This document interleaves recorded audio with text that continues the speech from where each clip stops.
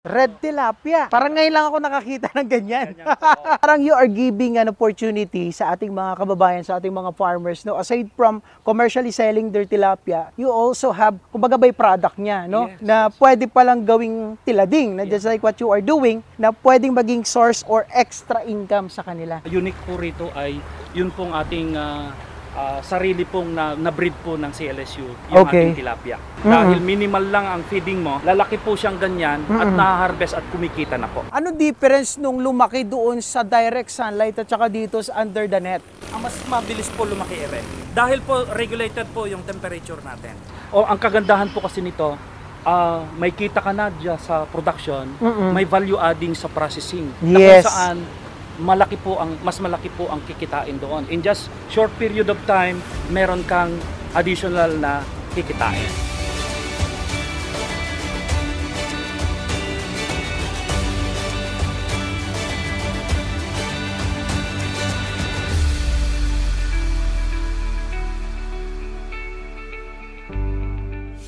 Gandang araw, nandito po tayo sa Lambat na kung saan ang farm na to ng Kamalig ay inaayos at pinamamahalaan ng FAC, ang Center ng Freshwater and Aquaculture. So, welcome po tayo rito. Yes, sir.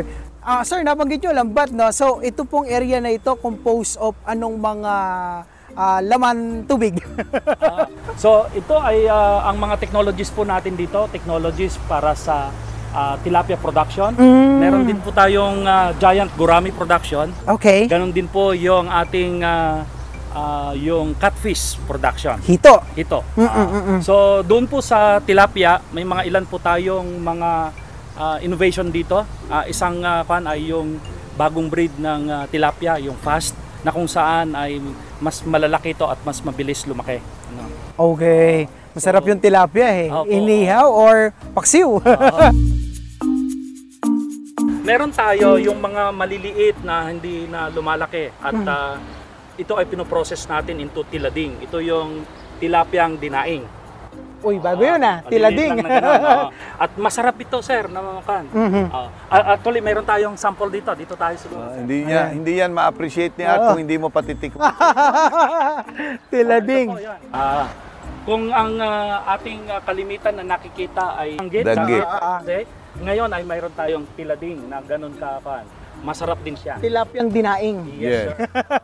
But less less Salt. less sodium. Sodium. Yes. Okay. That's why it is a healthier option. Yes. So,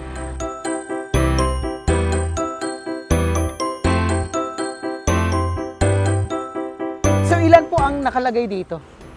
Ang amin pong density ay nasa 5 to 7 heads or fingerlings per square meter. So ilan ang So square ibig meter? sabihin na to kung ito ay 10 by 12. 10 by 12, 120 times 7 po yon. Yun po yung pwedeng ilagay po rito. So more than 1,000. Yes, sir. Yes, sir. Ayun. So tapos how many months na mag-i-stay sila dyan bago sila ma-harvest? Sir, kwan na yan. Malaki na po siya in 5 months. So 5 months ang kailangan natin. Opo. Okay. So this one, ano ba yung difference ng ginagawa niyong pag-aalaga ng tilapia kumpara dun sa mga regular na nagtitilapia? Actually, halos parehas din naman. Ang isang pag-unique po rito ay yun pong ating sarili pong na-breed po ng CLSU, yung ating tilapia. Po ay na-develop po natin na isang breed na kung saan comparable siya sa mga existing na commercially available. Pero ito ay kumbaga CLSU na nag-develop po ito. Okay. Okay. So parang 4 months din pwede na i-harvest? Yes po, may mga malalaki na po diyan. Yung pong tilading po ay in just 2 months, yung ganyan po ay na-harvest na siya for tilading naman na. 30 grams po per piece, yun po yung ating hina-harvest na for tilading. Ang kagandahan nun, halos wala kang napakain pa dahil minimal lang ang feeding mo. Lalaki po siyang ganyan at na-harvest at kumikita na po. Ang amin pong opisina, ang CLSU ay nagkaroon po ng business venture doon po sa production ng processing ng tilading or tilapia. parang you are giving an opportunity sa ating mga kababayan, sa ating mga farmers, no? Aside from commercially selling their tilapia, you also have, kumbaga by product niya, no? Yes. Na pwede palang gawing tilading, na just like what you are doing, na pwedeng maging source or extra income sa kanila. Yes. O ang kagandahan po kasi nito, may kita ka na dyan sa production, may value adding sa processing. Na Yes. kung saan mas malaki po ang kikitain doon. In just short period of time, meron kang additional na kikitain. Kano ba yung ilang grams ba yung nabanggit natin kanina? Yung 100 grams lang po ay nabebenta po namin yon ng ang alam ko mahigit 100 po eh. So 100. So 100 grams, tama ba? I-verify po natin mamaya. Yes. So, then 100 pesos ang nabebenta natin. So I saw there, red tilapia, Red giant tilapia, gurami. yeah. Ang kagandahan ng red tilapia po, ito. Tilapia actually ito. Same with Japan, ang kulay lang ang pan. Kaya lang, ito ay nag-develop tayo ng ganito at talagang ito yung kalimitan sa mga kumbaga mga foreigner, gustong-gusto nila yung red meat ng fish. So, Okay. ito ngayon yung pangpalit natin. Red tilapia. Yes. Parang ngayon lang ako nakakita ng ganyan. Kalimitan po ay parang laruan lang ng mga pet lang. Yes. So, ngayon ay, talagang pinoproduce siya po for Edible po yan. yes. Okay. Ginagawa rin bumantila din yan. Sa ngayon po mas mahal po ito pagka Okay. prognosis into meat. Okay, nabalikan natin yung kaninang regular na tilapia doon. How much ang selling doon per kilo? Ito po ay available na sa market sa mga growers natin. Hindi ko alam sir ang Depende. Depende na yun sa kami kasi pagka meron na kaming na-produce na mga fingerlings, Yes. ito po ibinebenta natin sa mga growers. Okay. So sa inyo sir, mga fingerlings lang. Pero Pero yung- naman yun ng 0.4, 0.5 cents per piece.